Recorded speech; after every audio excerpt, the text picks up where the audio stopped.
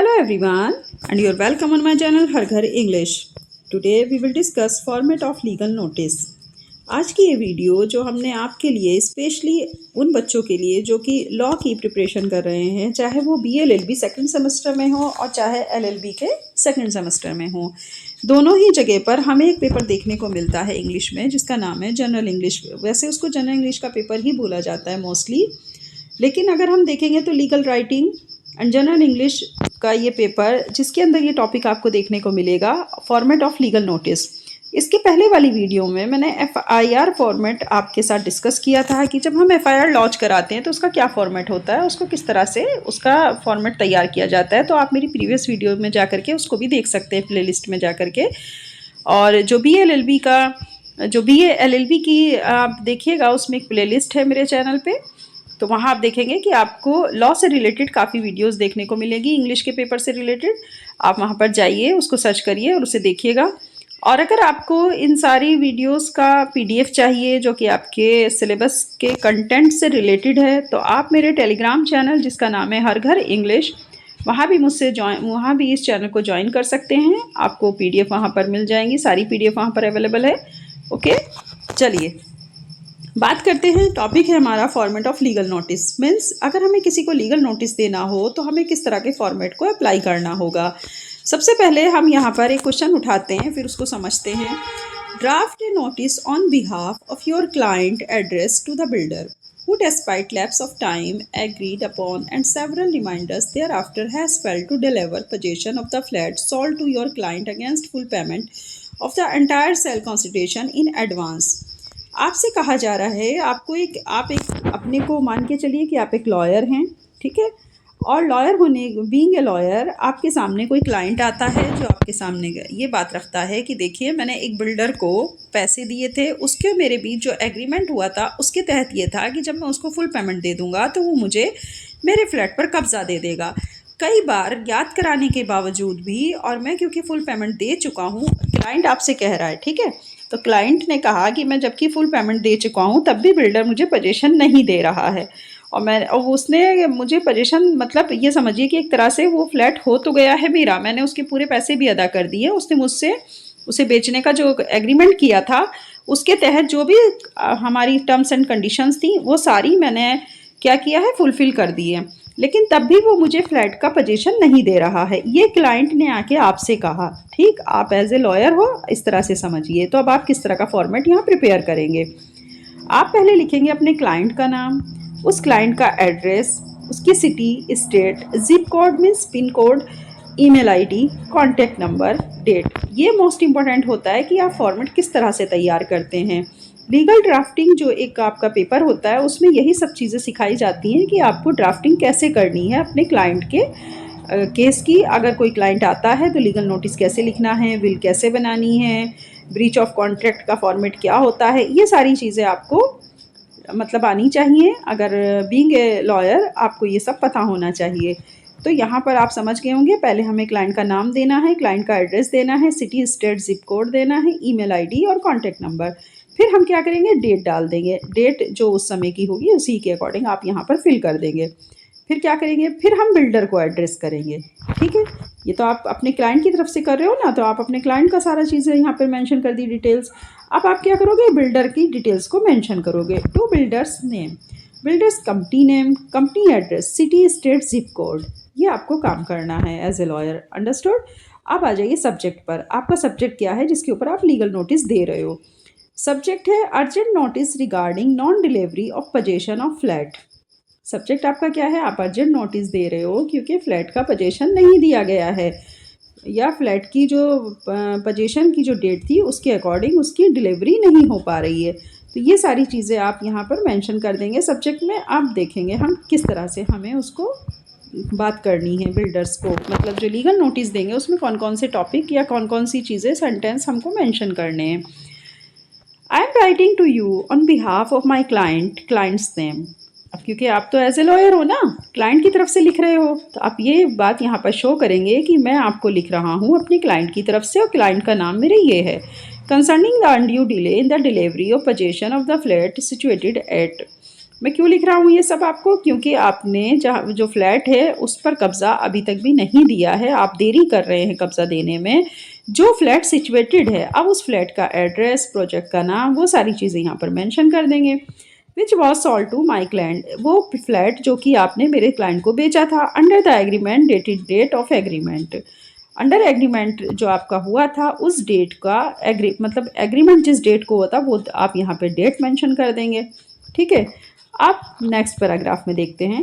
As per the terms of the agreement my client has made the full payment of the sale consideration amounting to total amount well in advance. आपने ये बातें भी वहाँ पर आप कहेंगे।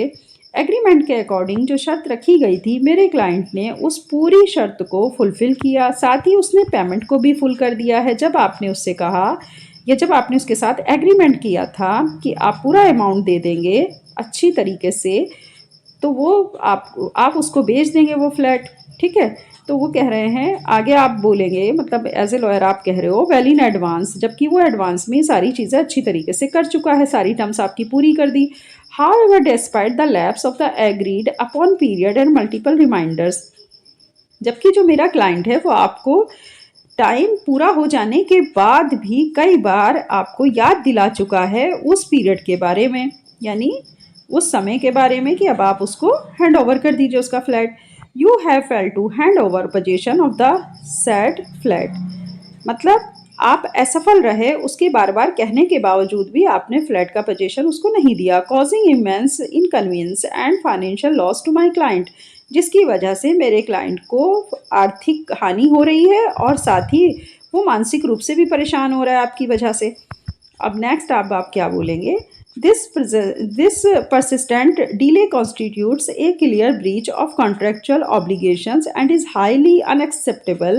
My client demands that you, मतलब अब आप वर्तमान परिस्थितियों में ऐसा नहीं कर सकते। आपने जो कॉन्ट्रैक्ट किया उसके अकॉर्डिंग आप उसको मानिए और ये कहीं से भी मतलब जो है स्वीकार्य नहीं होगा अगर आप इस कॉन्ट्रैक्ट को क्या करते हैं, ख़त्म करते हैं। तो मेरे क्लाइंट की डिमांड पर आप ऐसा नहीं कर सकते क्योंकि आप पहले ही उसके साथ में एग्रीमेंट कर चुके हो, तो आप कॉन्स्टिट्यूशनली आप उसको डिले करा रहे हो। तो ये clear breach of contractual obligation, यानी आप उसको मानिए जो भी आपके बीच में एग्रीमेंट हुआ है और ये कहीं से भी स्वीकार्य नहीं है जैसा कि आप कर रहे हैं। ठीक है, नेक्स्ट है immediately hand over possession of the said flat in a ready to move in condition. फ़ौरन आप जो है पोजीशन दीजिए मेरे क्लाइंट को ताकि मेरा क्लाइंट वहाँ जा कर के रेडी टू मूव हो सके, मतलब वो वहाँ पर जा कर के अपना घर जो परिवार है उसके साथ रह सके या वो जा कर के वहाँ पर स्थापित हो सके। Along with all necessary approvals and occupancy certificates with in reasonable time frame, example 15 days. इसके साथ ही आवश्यक रूप से हम आपको एक मतलब कहा जा रहा है, आप एज ए लॉयर उससे बोल रहे हो किससे, बिल्डर से, कि हम आपको 15 डेज़ दे रहे हैं, वो इसलिए ताकि आप इनको ऑक्यूपाई करने के लिए पूरी तरीके से मौका दें। From the receipt of this notice, इस नोटिस के 15 दिन के अंदर अंदर आप आवश्यक रूप से ये बात हमको साबित करिए कि आप ऐसा क्यों कर रहे हैं, आप इनको पोजीशन क्यों नहीं दे रहे हैं या फिर आप इनको पोजीशन दीजिए। ठीक है, compensate my client for the losses incurred due to this delay as per the terms of the agreement and applicable laws। आगे बोला जा रहा है कि मेरे क्लाइंट को जो लॉसेस हो रहे हैं आपके देरी के कारण, तो फिर क्या होगा कि हम अपने लॉ के अकॉर्डिंग जो भी आपने एग्रीमेंट की टर्म्स दी थी उसके भी अकॉर्डिंग फिर हम कोई भी कार्रवाई करने के लिए फ्री हैं। मतलब मेरा क्लाइंट आपके ख़िलाफ़ कार्रवाई कर सकता है जिस तरीके से आप उसको परेशान कर रहे हैं। तो जाहिर सी बात है आपकी देरी की वजह से उसे काफ़ी लॉस हो रहे हैं। ठीक है, और हम जो है आपके एग्रीमेंट के अकॉर्डिंग फिर आपसे अपना जो है जितना भी लॉस होगा उसके उत्तरदायी आप होंगे और कानून के तहत हम आपसे वो ले सकते हैं। आगे, failure to comply within the stipulated period will leave my client with no option but to initiate legal proceedings against you। ठीक है, अगर आप इस सब लीगल नोटिस मिलने के बावजूद भी और ये पीरियड भी अगर आपने निकाल दिया जो हम मेरे क्लाइंट की तरफ से आपको दिया गया है, तो ये मान के चलिए कि आगे फिर हम लीगल प्रोसीडिंग आपके ख़िलाफ़ करेंगे, including but not limiting to filing a complaint before the appropriate consumer forum, claiming compensation and interest for the delay and seeking other legal remedies available under law. इसके खिलाफ फिर हमारे पास जो है किसी तरह की कोई सीमा नहीं होगी। हम आपके खिलाफ जो देखिए इसने कहा है ना, including but not limited to filing a complaint. इस शिकायत के बाद हम किसी तरह की कोई और आगे आपको गुंजाइश नहीं दे सकते हैं। अगर आप हमें पोजीशन नहीं देंगे तब हम आपकी शिकायत जा कर के कंज्यूमर फॉर्म में भी कर सकते हैं, और हम अपने कंपनसेशन के लिए भी इंटरेस्ट फॉर द डीले जो आपने यहाँ पर हमें इतना ज़्यादा लेट करा रहे हो आप पोजीशन देने में, उसके लिए भी हम क्लेम कर सकते हैं। आगे हमें कोई भी लीगल रेमेडीज़ जो कि हमें अंडर लॉ के तहत अवेलेबल है तो हम उसमें भी जा सकते हैं आपके अगेंस्ट। ठीक है, ये सारी चीज़ें आप एज ए लॉयर उसको बताएंगे कि फिर हम आपके खिलाफ कहाँ कहाँ कार्रवाई करवा सकते हैं।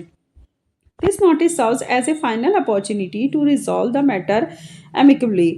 आगे कहा जा रहा है कि आप इस नोटिस को फाइनली मतलब अपनी आखिरी चेतावनी समझिए या आखिरी मौका समझिए और इस मैटर को सुलझाइए। Please consider this matter seriously and take immediate corrective action to avoid further legal consequences.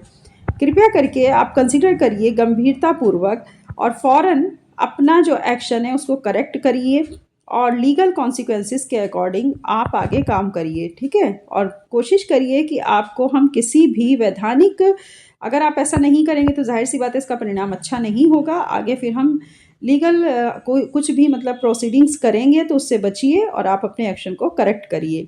यहाँ पर थोड़ा सा एज ए लॉयर आप उसको एक तरह का अवेयर कर रहे हैं कि अगर आपने हमारे इस नोटिस पर ध्यान नहीं दिया, ये आपके लिए आखिरी चेतावनी है, तो इस मैटर को आप गंभीरतापूर्वक लेकर के इसको सुलझाइए। अगर आप ऐसा नहीं करते हैं तो फिर जानते हैं क्या होगा, फिर ये होगा कि आप जो भी वैधानिक चेतावनियाँ होती हैं या जो भी लीगल कॉन्सिक्वेंसेस होंगे फिर इसके बाद में फर्दर, उससे बचने की कोशिश करिए, नहीं तो फिर हम आपके खिलाफ कोई ना कोई प्रोसीडिंग ज़रूर करेंगे। नेक्स्ट है, kindly acknowledge receipt of this notice and provide a written response at the earliest. ठीक है, अब आप यहाँ पर एक्नॉलेजमेंट जो है कृपया उसकी रिसिप्ट ले लेंगे इस नोटिस की, और फिर आगे की जो भी लिखित में कार्रवाई होगी उसके लिए आप पहले से ही तैयार हैं। Your sincerely. आप क्या करेंगे, क्योंकि आप क्या हैं, एज ए लॉयर हैं। ठीक है, आपने उसको ये भेज दिया है ये नोटिस और इसकी रिसिप्ट आपने अपने पास रख ली। ठीक, अब ये रिटन प्रूफ हो गया है आपके पास में। अब आप अपना यहाँ पर खुद का डिटेल्स को मेंशन करेंगे, जैसे योर सिंसियरली, योर नेम। अब आप एज ए लॉयर अपना नाम डालेंगे, योर डिजिग्नेशन, किस पोस्ट पर आप हैं, योर फर्म्स नेम, अगर किसी फर्म के थ्रू हैं तो क्या नाम है उस फर्म का, एड्रेस लिखेंगे, ईमेल आईडी डालेंगे, कॉन्टैक्ट नंबर लिखेंगे। और इस तरह से ये एक फॉर्मेट ऑफ लीगल नोटिस का आपके यहाँ प्रिपेयर हो गया है। लीगल नोटिस किसी पर भी दिया जा सकता है, ज़रूरी नहीं कि आप फ्लैट पर ही दें, कोई और भी हो सकता है, लेकिन फॉर्मेट आपको इसी तरह से तैयार करना होगा। हाँ, जो बीच में ये हमने सेंटेंस मेंशन किए हैं जो पैराग्राफ, उनको थोड़ा चेंज कर दीजिएगा अकॉर्डिंग टू योर सब्जेक्ट। ठीक है, अकॉर्डिंग टू योर सब्जेक्ट, जो भी आपका सब्जेक्ट रहेगा लीगल नोटिस के लिए उसके अकॉर्डिंग आप ये जो हमारे पैराग्राफ है उसे आप उसके अकॉर्डिंग चेंज करके लिखिएगा। ओके, मैं समझती हूँ आपको बहुत अच्छे समझ में आ गया होगा पूरा ये लीगल नोटिस का फॉर्मेट। आप इसी तरह से तैयार करिए, और अगर ये पूछा जाता है एग्ज़ाम में तो आप इसी तरह लिखेंगे तो आप काफ़ी अच्छे मार्क्स गेन करेंगे। Okay dear students, I hope you are very well understood. चलिए अब हम यहीं पर ये सेशन ख़त्म करते हैं। नेक्स्ट वीडियो में फिर मिलेंगे इसी तरह के अच्छे टॉपिक लेकर के, और आपके साथ डिस्कशन करने वाले हैं नई नई चीज़ों का। Bye bye, all the best.